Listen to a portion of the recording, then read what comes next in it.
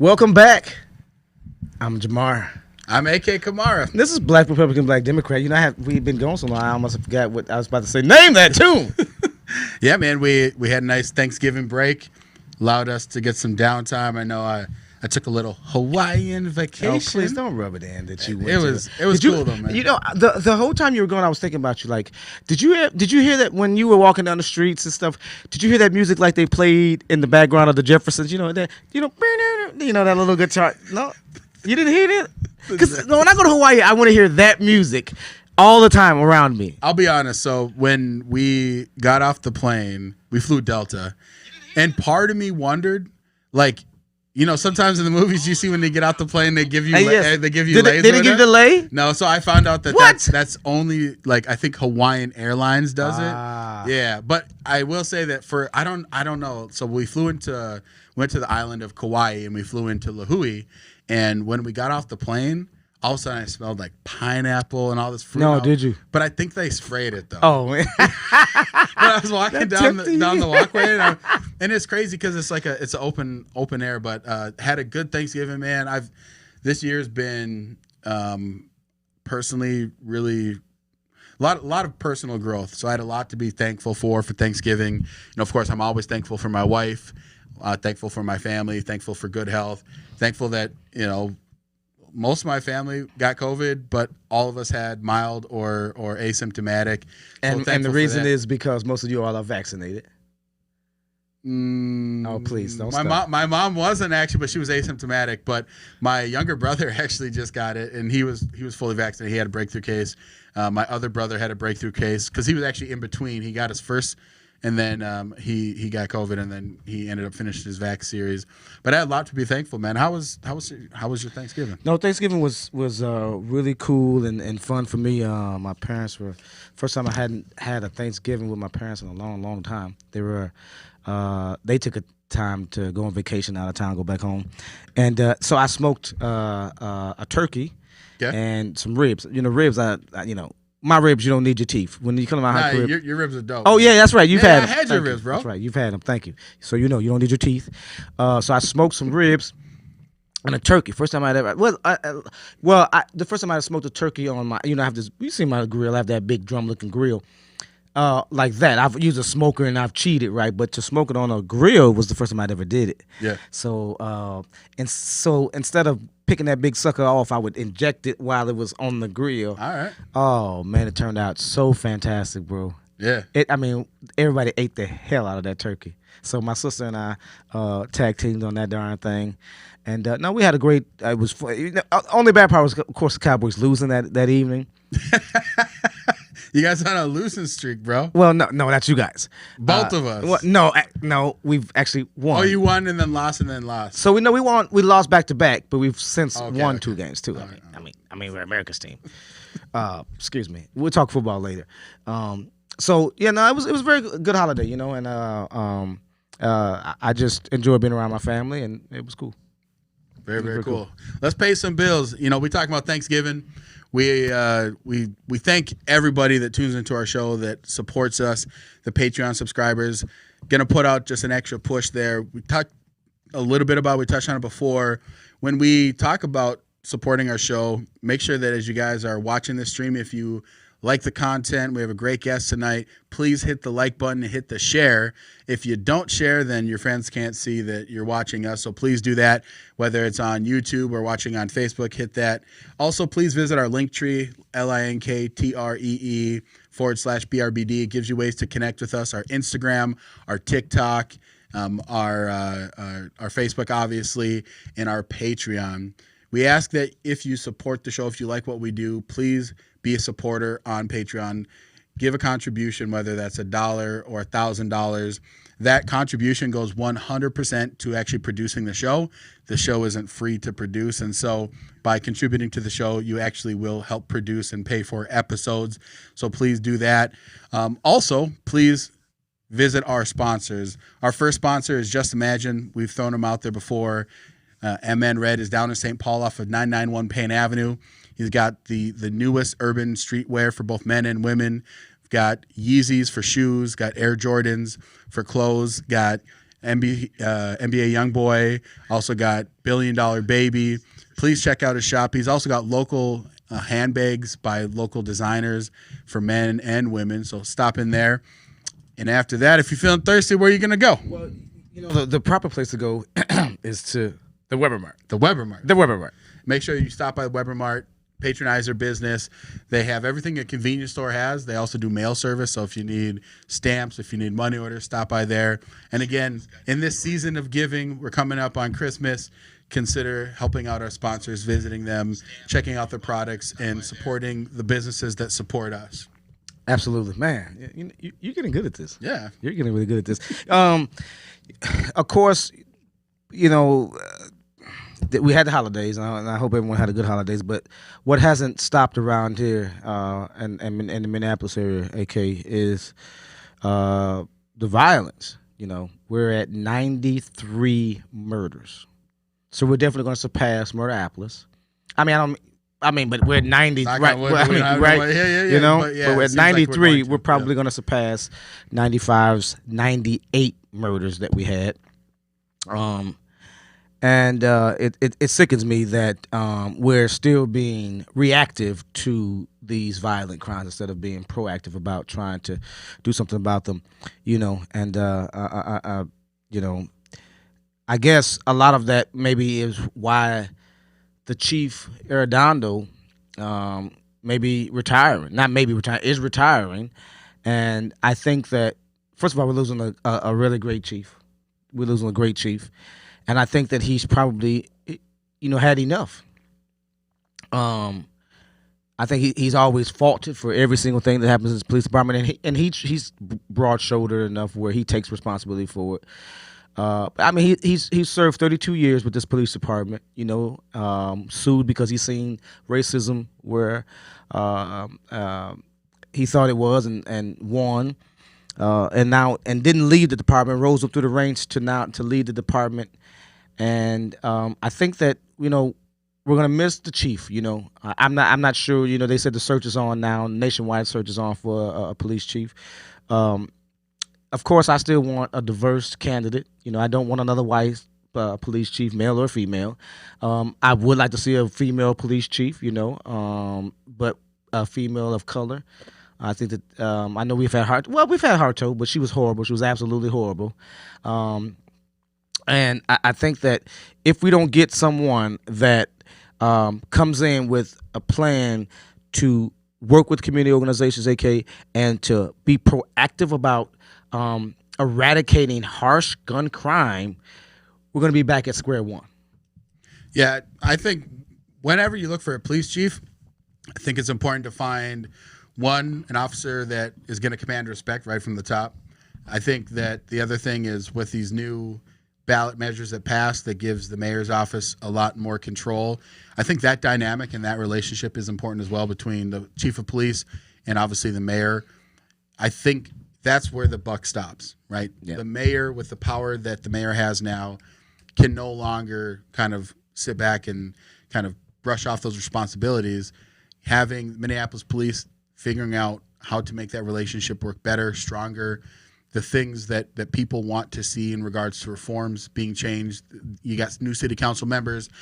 There's a big pushback when it came to, basically reshaping what the Minneapolis Police Department would look like, and that was soundly rejected. So it's a big order to fill, and I don't see how it's going to be easy to get a candidate in there. I mean, to be quite candid, it was a little bit surprising to me that Arredondo announced his retirement. I don't know anything. I don't know Arredondo at all. I don't have any personal relationship with him or anybody around his department. But the timing is pretty terrible, in my opinion. I know that his term doesn't end until like January 21st or something like that. But terrible timing, and talk about stepping into a position.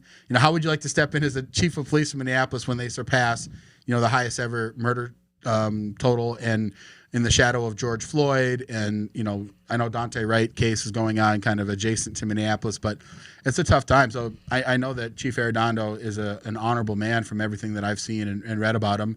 It's just terrible timing, I think, and who knows what his actual reasons. Maybe he'll write a memoir or something, but It's some tough sledding from Minneapolis, man. Man, it is, tough times right now. And you brought up the Kim Potter trial, opening statements um, began today. And I got a chance to watch some of his mom's testimony. Uh, Extremely riveting. As, a parent that loses her son that's shot, and then as she described it, how she seen her son through FaceTime. Hmm. The young lady that was in the vehicle with him, pointed the camera towards.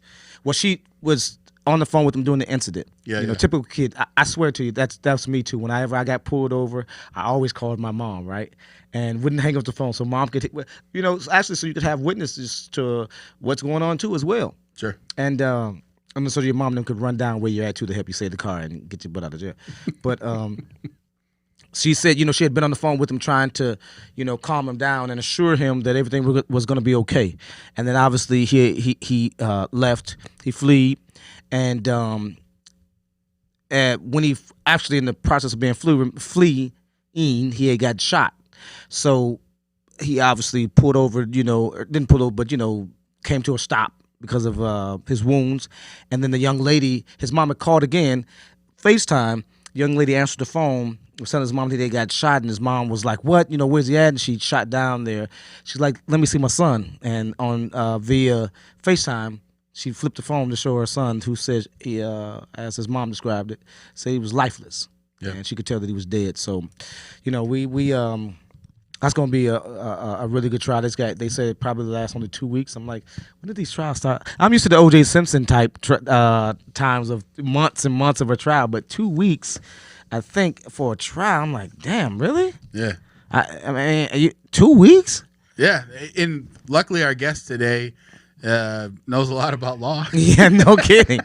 That is so true. And actually, let's not wait. Let's just bring our guest in. Our guest tonight is a law professor and former Senate candidate that ran against Tina Smith. Please welcome to the show, Richard Painter. Welcome back to the show, Richard Painter. How are you tonight, Richard? Very well. Thank you both. No, absolutely. On the show. Good to have you. Good to have you.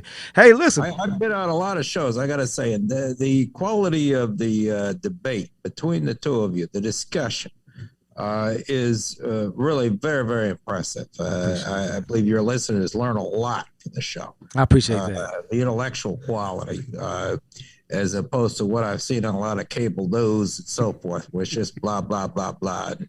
And a bunch of entertainment. You guys really have it together and engage in the issue. So I'm really thrilled to join you. Well, thank you. Thank you very much. Appreciate having you on. I've heard a lot about you. I've seen you a lot on TV throughout the years. Giving your opinion. You're even in Republican circles, believe it or not. The fact that you were working under the Bush administration. You've always carried a lot of respect in Republican circles. So I was excited to have you on. My first time since being co-host having you on. So it'll be a great discussion. And I kind of want to move into kind of that same vein. Dante Wright is still in this conversation when we talk about policing in America, and especially when we talk about policing in Minnesota. And I'm just curious, your perspective, because you're able to see things, right? Because you were involved in Republican politics, involved in Democrat, independent. What do you see as kind of the tone that the Dante Wright trial, do you think it's going to help end things? Is it going to further the conversation? I know things are a little bit different, but what's your general feeling about the Dante? I keep saying Dante Wright, but it's Kim Potter is on trial here, but in regards to Dante Wright. Yes, it's one more tragic shooting that didn't have to occur. And it's one more shooting of a black man by a white police officer. And we need to confront the problem here. Now, we can't necessarily point to that case and say that there's racial bias or animosity that triggered that. We can't get into the subconscious of every police officer. But there have been a lot of shootings of unarmed African-American men by white police officers or by officers who are not African-American. And let's look at what's going on in Minnesota. Who's in charge of the police? In Minneapolis, it's the mayor. And it was the mayor before, and it's the mayor now. I know they've tightened the control of the mayor, but the mayor had a lot of control before. And they knew they had a problem in the Minneapolis Police Department. Now, I believe the vast majority of officers in the MPD are very hardworking and good Americans and good police officers, and do not have any racial bias or any other reason you wouldn't want them on the streets. But there is a minority there, and Derek Chauvin was one of them, and everybody knew it, and they didn't get rid of him. This system doesn't work. This system didn't work because there's a powerful police union, and the police union had the city politicians under its thumb. The police union may have been pro-Trump, but those DFL politicians who are running Minneapolis know full well they don't want to get in a fight with a union. Hey, I got in fights with unions my last political campaign, and I know what that does to you in the DFL. You get a fight with one union, you're in a fight with every union. Yeah, tell me about it. And that's what the deal is. Yeah, they like to ostracize. Bottom line is they didn't want to mess with that police union, so they don't stand up to them and say, we need to weed out the Derek Chauvins, get those guys off the force. So the vast majority of the police officers in Minneapolis who are good police officers can keep us safe. And that was the job of the mayor and the city council. They didn't do their job. And we saw this before. We saw it in Falcon Heights. You look at the city council minutes of Falcon Heights after the shooting of Philando Castile, and a member of the city council, a lawyer who works for the University of Minnesota, who was a member of the city council, former member, said that she knew of racial profiling by the police, but said nothing, did nothing. And then she goes on with some lecture about white privilege. I don't want to hear about all this white privilege nonsense. That's just white stupidity. You got somebody sitting there, one of these people sitting there in Falcon Heights, making a lot of money, working for the University of Minnesota, sitting in a fancy house and all that. And what do? They sit in the city council, they know about racial profiling, they don't do anything. No, absolutely. And I suspect that's what's going on in Minneapolis. No doubt about it. So, and what happened before George Floyd was killed. That's what I was. So we need responsible leadership at the top, not just in the police force with the police chief, but the mayor and the city council. And we haven't had that. So that's why that sounds like you're kind of answering my next question. It sounds like to you, is there a policing issue? I mean, there has to be an acknowledgement of the systemic racism that exists in the police department, and it didn't go away simply because you had a black police chief or a Native American police chief that happened to be lesbian. There still was systemic racism, I think, that exists. Do you think that that's a policing issue? Is that a leadership issue? Where does that stem from? It's an issue throughout our society.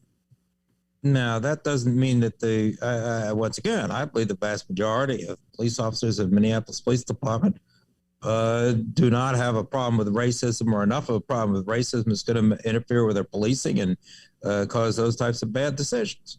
But we have racism throughout our society. We have it in academia where I work.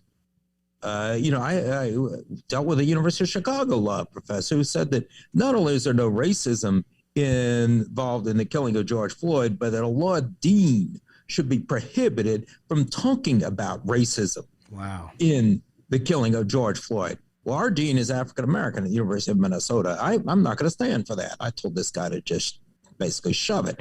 The point is, you've got a lot of, and this guy was a left, says he's a left-wing white guy. The point is that you've got a lot of people on the left and the right and in the middle who don't understand that we do need to confront racism in our society. That doesn't mean we defund the police. That doesn't mean that the majority of police officers in Minneapolis are racist. No more than the majority of law professors are racist, just because I find one or two I have to deal with every now and then. The point is, we need to confront the problem. But I guarantee you, defunding the police, pulling back from law enforcement in Minneapolis, disproportionately, by the way, in North Minneapolis, that's where they pulled back the police. That was a really dumb move. And we see that the community is paying the price for that. No doubt. Someone like yourself, you've obviously come out strong against both Democrat leaders and Republican leaders. Seems that you try and call things down the middle. A couple of things that I'm curious about. When you kind of look at the current field of people that are running for governor, the next governor in Minnesota is going to have a lot of things that they have to do. I mean, there's potentially going to be there is a surplus, and I know that the next term will extend beyond that. But what is it that you see are some big issues that the next governor of Minnesota is going to have to confront, whether that's going to remain to be Walz or it's going to be someone else? Number one issue right now is safety of our community. Mm-hmm. You need to be able to walk down the streets and know you're not getting shot. And this isn't just a problem in Minnesota. It's a problem in Chicago and everywhere else. And we need to deal with guns and I'm all for guns. I'm all for cars too. I mean, I drive to work. It's great having a car. And it's fine if someone wants to own a gun. We just got to have some rules here. So we don't have guns being passed around to whoever, and they fall in the hands of somebody who's just going to go out and kill somebody. Right. We need to have police officers. We don't need to defund the police. We need to fund the police. We need more police officers. We do. But we need police officers who are trained. And yes, we need a system for weeding out the people who are violent, people who are racist, people who don't understand what the proper role is for policing. So law and order is a top priority in Minnesota. So is education. We need to create educational opportunities for people. We need to cut the cost of tuition at not only at the University of Minnesota, but at all of our public institutions, at trade schools. We need to train people for jobs where they can actually get employment and earn money. And, so many opportunities out there for people in the trades, but we're not providing the training. In a lot of countries, you can get training in trades and college without the sky-high tuitions we have. That's something we could do with a surplus. But bottom line is, I think the politicians in control are just going to figure a way to fritter it away on whatever their pet programs are that don't really help people. So I'm skeptical about this government. Yeah, I'm skeptical about the decisions that are made in the state legislature. I work for the University of Minnesota. I think it's a wonderful institution. Our president of the University of Minnesota does not need to make $800,000 a year. I mean, we could think about making college education affordable. 800 in grand. this state and get back to having public colleges that are about educating the public, not about stuffing our pockets with extra money. Yeah, so I went to the University of Minnesota. I graduated in 2010. Oh, excuse me. And when I started in 2000, I took an extra lap. I actually had to take a whole semester and a half off. But one of the things that was always big to me, we talked about tuition freezes, and we talked about what do we do, because the cost of tuition, right, has been rising at a rate of like 8% per year, right? It's like double inflation and triple inflation, and this cost keeps going up. And you mentioned something when it comes to look at what the university president is making. And it's interesting because if Minnesota wanted to make some specific moves, the Board of Regents has a decent amount of power. They could kind of do some of these things, but it just seems that there's not a big appetite to want to maybe cut back on some of the administrative costs and try and do something more substantial for tuition. But the price per semester, per credit, I should say, per semester, now, I was just looking this up like 2 weeks ago, actually helping a client trying to figure out some college planning, is 2.5 times what it was when I went there, and it's only been 11 years since I was at the University of Minnesota. So, do you think that there's reasonable,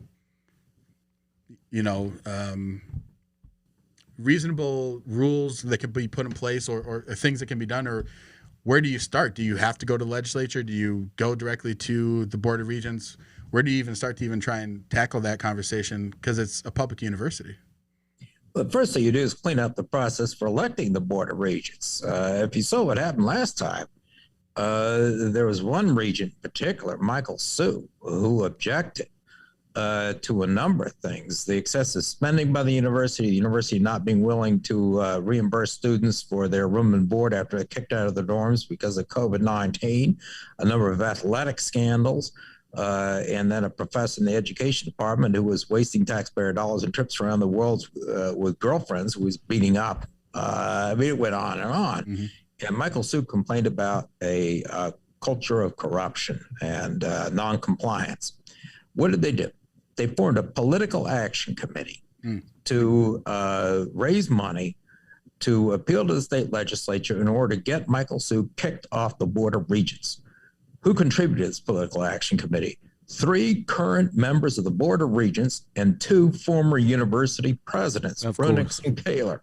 They contributed to PAC, a political action committee that was giving money. It was called Maroon and Gold Political Action Committee, giving money to both Democrats and Republicans in the state legislature, and they targeted Michael Sue to be removed from the Board of Regents. This is reported by KSTP and by the Star Tribune and other media outlets.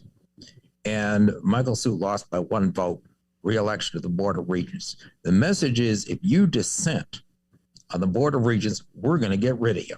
We're going to form a political action committee, raise money, give it to the legislature, and tell them to vote you off. And that's what the Maroon and Gold Political Action Committee did.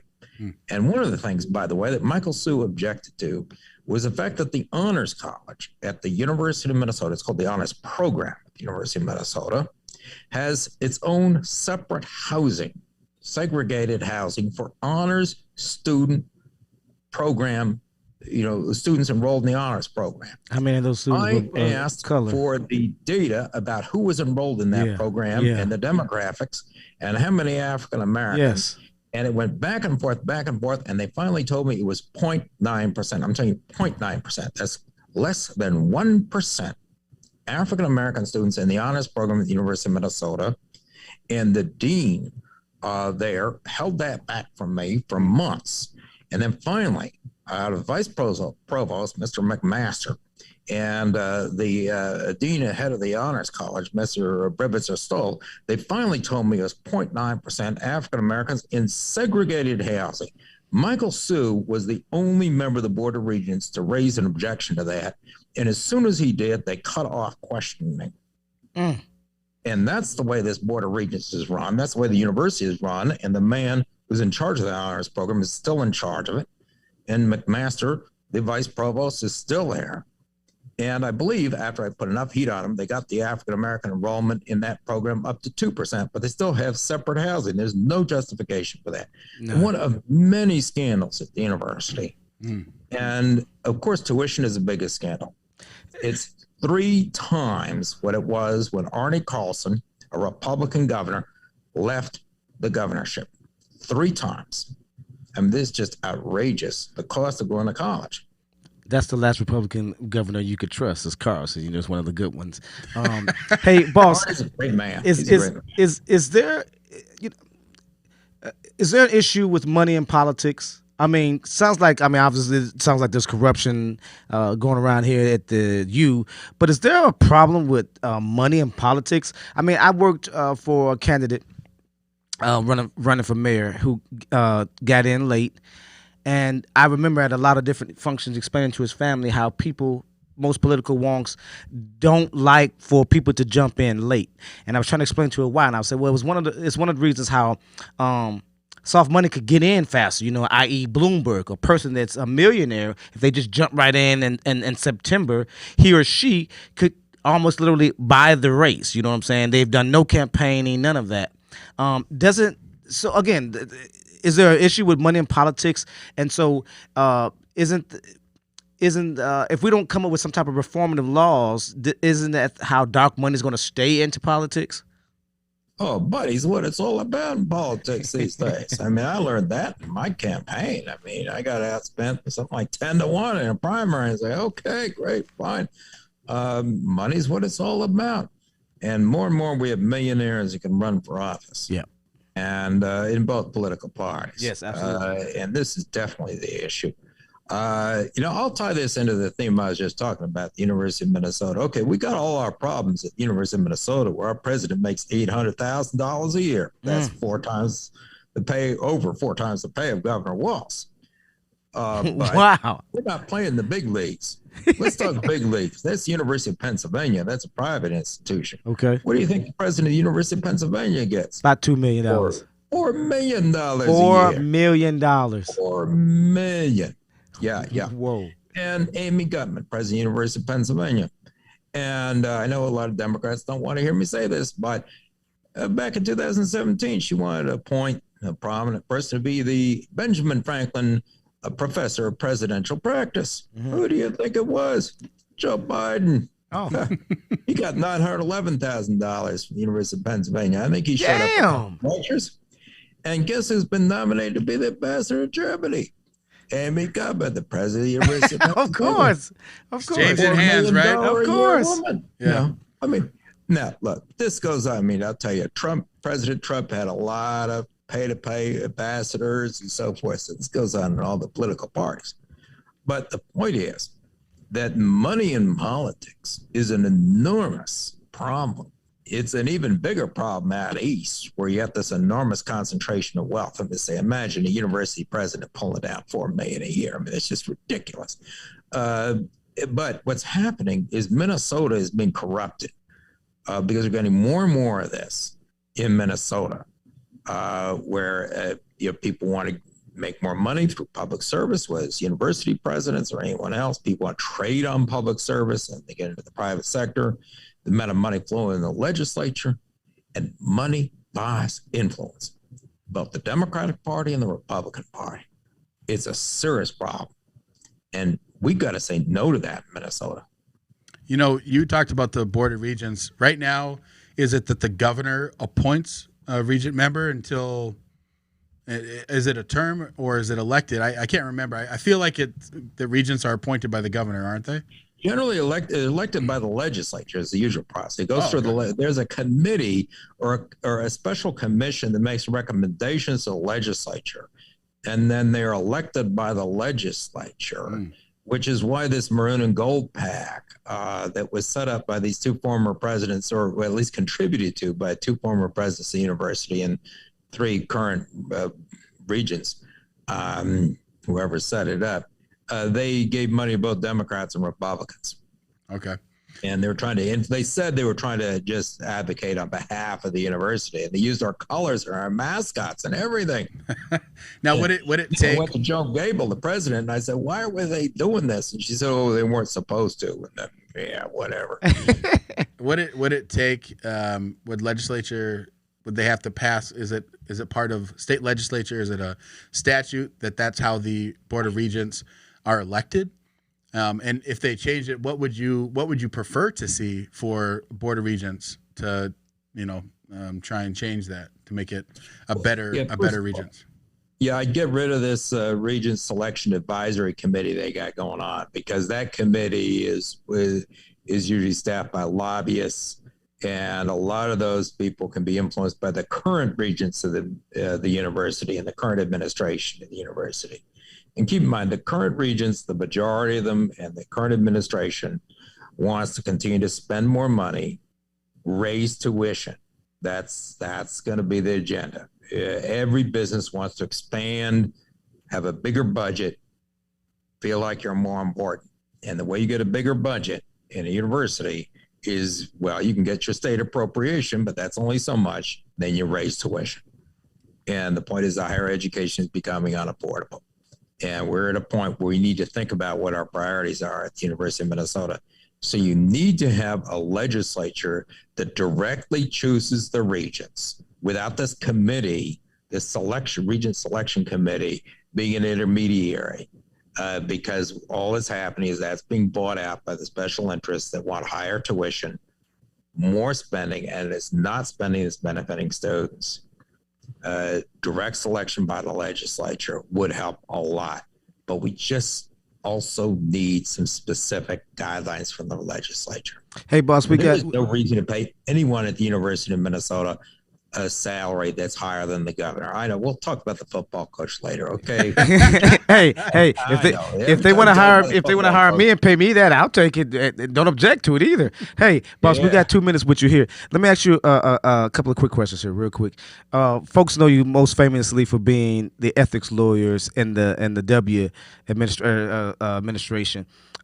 Can you briefly explain to us what is an ethics lawyer? What's the job of ethics lawyer? Well, you're supposed to keep the senior officials in the administration from getting in trouble because they have financial conflicts of interest. For example, the chairman of the board, CEO of Goldman Sachs, Hank Paulson, he's becomes a Treasury Secretary. So he has to come into my office, and I say, "Well, Hank, you're going to be the Treasury Secretary. You got some Goldman Sachs stock. I think you got to sell that before you become the Treasury Secretary. You can't sit there, the Treasury Secretary, and have all this Goldman Sachs stock and do everything you can to help Goldman Sachs." He says, "You got to sell your stock." He says, "Okay, I'll sell it." I say, "How much you got?" He says, 600 million. I feel bad for you, Hank. But you got to sell the stock. I mean, that conversation, I guarantee you there are a lot of rich guys coming in for those jobs. And that's one of the things we got to talk about, whether it's a Democrat in the White House or a Republican. And I get back to this nominee from Ambassador Germany, the University of Pennsylvania president, $4 million a year. I mean, we need to have more jobs in the administration be available for people who don't have these complex financial problems because they don't have $600 million worth of stock at Goldman Sachs. Yeah, Maybe some more ordinary Americans. That's what I was just going to say. The ethics lawyer might have less to do. Yeah, that isn't enough. There isn't enough of people. Like, if you were a governor, would you bring in ordinary people? Not because I think too many times, and I sat down with Walsh, sat across from him, and looked him in the eye, and he said to us that he wouldn't hire just people with degrees. It's like, you need people with life experiences. They don't necessarily have a degree in what's it. And he said, no, you're right. We're absolutely. You miss out on opportunities like that, and then hire one person that didn't have a degree. So is that something Governor Painter would do? Would you bring in ordinary people with life experiences? Well, absolutely. This state has ordinary people. A lot of people with this degree or that degree, or people actually maybe smarter than all the people with degrees. And we need to have an administration that reflects the state. And the idea that some people are smarter than others, because they have some degree or something. And it's bad enough in Minnesota to say out east in the Biden administration, you have this idea you got to have an Ivy League degree or something. University of Minnesota is not good enough for some of these people. It goes on and on and on. It's ridiculous. That old public school degree somebody has. What are you doing lately? What you been up to?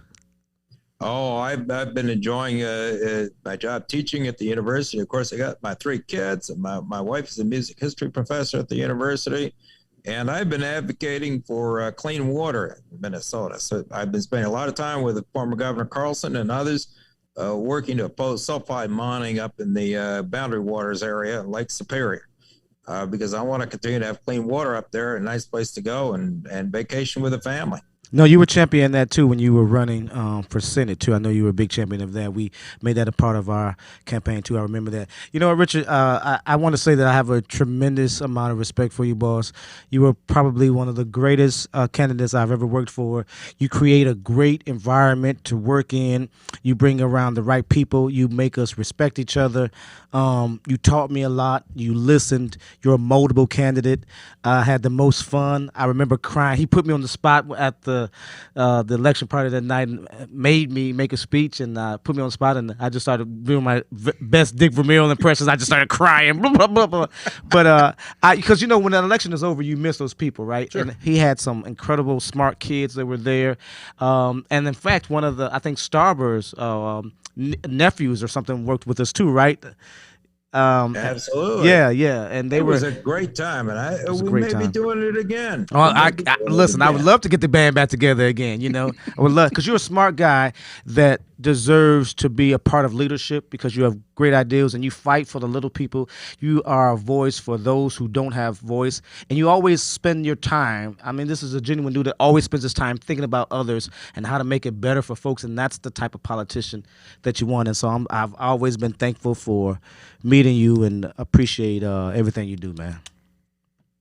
Well, thank you both. This is a fabulous conversation. I hope to come back and join you soon. Absolutely, we'll definitely have you back. Absolutely. Yeah, I'd love to have you back and talk a little bit more about the water situation and ask you some more conservative questions about balancing the environment and jobs and things like that. But thank you so much for coming on, Oh, Richard, yes. and look forward Absolutely. to having conversations with you in the future. Look forward to it. Thanks a lot. Have a good night, boss. Thank you. Great. Man, no, again, I meant everything I said. It was like that's the best time I've ever had on the political campaign right there. Yeah, I had fun with Clint Connor this last go around when he ran for mayor, but working with Richard was fantastic. And I meant everything. Dude is moldable, and in fact, this studio that we sit in is where where we shot the dumpster fire commercial at, Yeah. and ended up winning best political ad of 2019, I think that was already 18. 2018? 2018? 2018. Jeez. Yeah. From CNN. So I was, again, extremely proud to be a part of that campaign. Is there anything you want to get off your chest? Yeah, I was gonna say before we start the new segment, get off my chest. I was gonna say that whenever a campaign gets done, right, like you work with these people a crazy amount of hours, right, and you grow this like affinity, especially if it's like you're not always like if you're not a mercenary that goes from campaign to campaign to campaign. Yeah, it is always cool to kind of have that nostalgia. That's how I am with Marty Seifert. Whenever I see him, it's I just remember the times working on the campaign and the other campaign staff. So It's fun. It's cool, man. It is cool. It's And again, when they end, if you win, great, because then maybe you and some of the people y'all go on. But when you lose, not only you hurt him because you lost, but it was over. But I didn't work for him long, right? Yeah. I think, I don't know, 60 days or something. But I had it felt like 120. Yeah. And I had the best time, man. I mean, we traveled the city or the state, and he's so welcoming. People welcomed him, welcomed us. I only got a couple of side eyes upside my head for being the only black guy that was around. I got a couple of autographs. A couple of folks thought I was Emmanuel Lewis or something. Emmanuel. Yeah, like I'm not Webster. What do you mean? Excuse me. That's funny. So it was a great time, and I really respect Richard. So if he decides to do something else, I am all in, because he's, I think he'd have been a better senator than Tina Smith. She's horrible, and I think he'd make a great governor. So I'm gonna try to convince him to run for governor, because I think he'd make a great look. I've fallen out of favor with Tim Walz. I mean, I've defended him. I do. You're a proud Democrat. Yes, I have no problem with defending him, what he did for COVID, blah blah blah. But the real question is, what have he really done for black folks since he's been in office? He's done preventative things. He's taken preventative measures to keep the state safe. But then when you pull the sheet back, what have you done for black folks? You created this new indigenous and black women indigenous missing. I can't put the name to the task force that he's created now, but you created now and during an election year. Sure. Come on, stop. Come on. Yeah.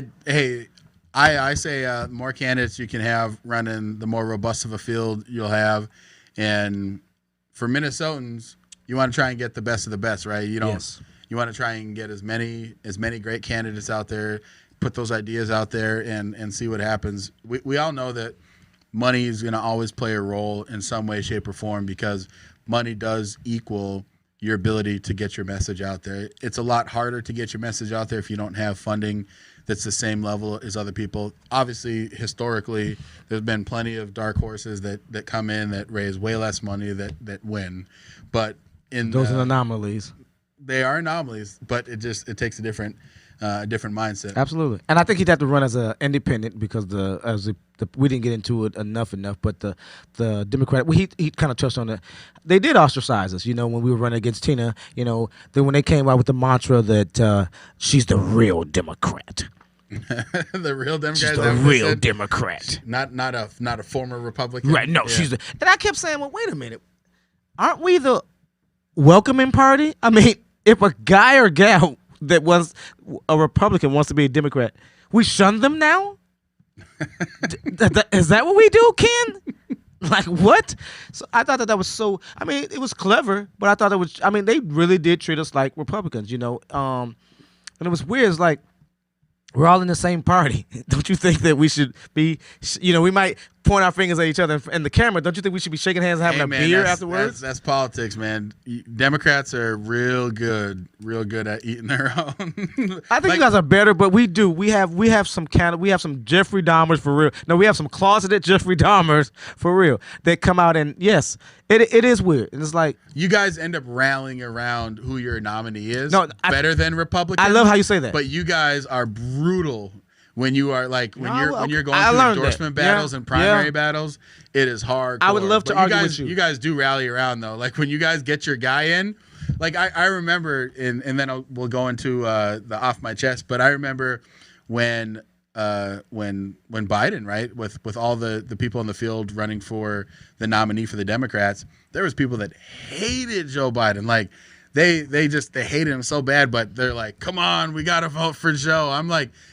You literally were saying like how terrible of a person Joe Biden was, but you're gonna rally around and so Democrats, together. I loved how you said that. We are good with we fall in love and then we fall in line. You know what I'm saying? And then that's where Republicans, once we have that feeling, we're like, no, I'll stay home. Exactly. You guys are still eating your own. Like, oh no, I'm still eating on this wing over here. Republicans try and stop the fight. Like when people start getting real ramped up, it's like, guys, calm down, because we know that once you cross that line as a Republican, like you're staying home, man. Like you're done. Like think about this, right? Painter was an interesting aspect, right, of the hard line of Bush people that came out against Trump.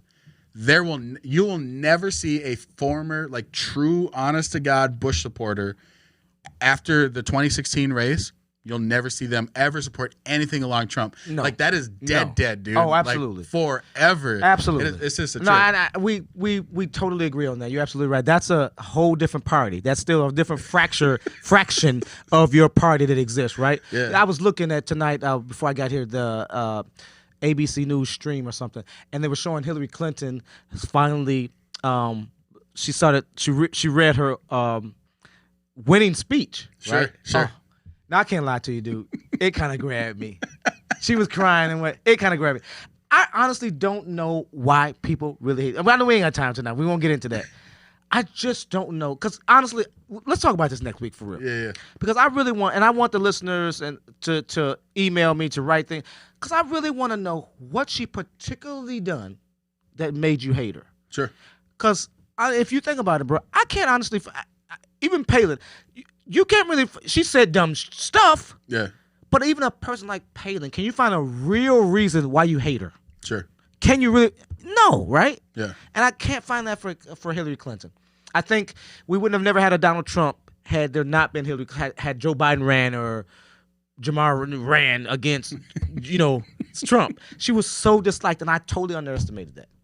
Yeah, no, she had very high negatives. They both did. The only person that you would see with higher negatives is Kamala. No, it's Donald Trump. Dude, Kamala, her so low. No. So, as you guys know, I traveled this last Thanksgiving weekend, went to Hawaii, and yeah, man, I got to get something off of my chest, man. Get it off your chest. Got to get off my chest. Are you listening? So here's my biggest beef. When you're flying, right, just be considerate of other human beings that exist in your general space. While we were on our flight, there was this guy that laid his seat all the way back, like as far as he could. And I get that your seat can go back as far as it can go or whatever. But my goodness, just have some consideration. You're on a flight for 5 hours and you're going to lay your seat back as far as possible. Now, if you look at my stature, I'm not a small man. No. I'm a large man. Okay.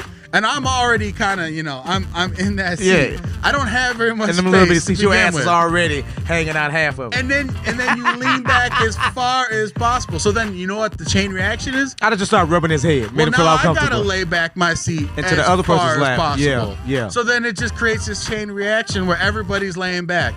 Here's the second thing I have to get off my chest. On my flight back, we picked a basic flight. So me, my wife, and my mother-in-law, we couldn't sit together. I made a plea, and I got my mom-in-law and my wife to sit together. But I'm sitting next to this man that's like 6'5", right? And I got another guy on the right of me that's probably, I don't know, probably about my size. But the guy that's 6'5", he probably weighs like 300 pounds. This man was sitting with his legs, I feel, as far apart as it could, and his shoulders just back there as broad as possible. So again, I'm sitting next to you. Now, if I put that same energy into you, we're going to have a very terrible flight because I'm going to be edging you out, you edge me out. So just do this. If you're flying, just do one thing. Just be considerate of other people around you, right? Just understand that we're all in this thing together. We're flying together. We'll get there. So if you got to kind of make yourself a little bit smaller, still be comfortable, just think about your fellow people. Just got to get that off my chest, man. Word. I'm gonna dedicate my off the chest tonight to a very special cause. Are you listening? I'm a part of an organization that is raising money for one of the only the surviving kid of the 4 that got shot this summer, LaDavion. They are raising money for him to have a good Christmas and to help assess his grandma's home with some of the capabilities that he needs to make it wheelchair and handicap accessible at his home. I forgot and will place the information where folks can donate to the cause on our website so that folks can. But I want you to consider that, you know what, if you're into giving this Christmas, consider please donating something to LaDavion and his family to help create a good Christmas for him. He has a long road back, and his grandmother is working hard to make sure that her grandson has a full and speedy recovery. It touches my heart to see him smile. I see him smile when he came home. He's still responsive, and us as community members, we have a duty to make sure that we're all okay. And I know that you have it in your heart to make sure that your fellow man is taken care of. And so this kid needs our help. And I'm asking you to donate anything you can to make sure that LaDavion has a nice Christmas. And after that, has a home that is equipped for him to move around and to have a livable space. So tonight, off my chest, I want to dedicate this show and plea tonight to LaDavion and his family. And to any of the crime victims that has happened in Minneapolis, we feel for you and pray for you. Off my damn chest. Yeah, man. It was good to have a little bit of a break, right? We've got some. This is the first time that I've been on the show where we got Christmas and then you got a few weeks you got Thanksgiving, a few weeks in between, and then get into Christmas. But we're gonna have some good shows lined up here. Got some good stuff coming on. Again, just want to plug a few things. Again, visit our Patreon account if you like the show. If you think we do a great job, consider contributing or donating to the show. That will pay directly for the episodes. None of that money goes into Jamar. None of it pays for this camera crew that's out here. It pays for our greatest producer we have. Absolutely, it goes 100% into the episode. So please visit the link tree. Please make sure that you guys are checking out our socials. Our TikTok is still blowing up. And I'm trying. Listen, I promise to have one up. 1,500. I'm gonna put one up. I promise. People follow our TikTok. Good. So if we can get up to contribute? 10,000, then that really kind of gets things going on. Make sure that you guys subscribe to our YouTube page. Make sure that anytime you see our content on Facebook, go ahead and give that a share. We appreciate you so much. We'll catch you next week, same exact time. Till then, be well. You're AK. I'm AK Kamara. Jamar, you've been gone too long. I've been gone too long. See y'all next week. Peace.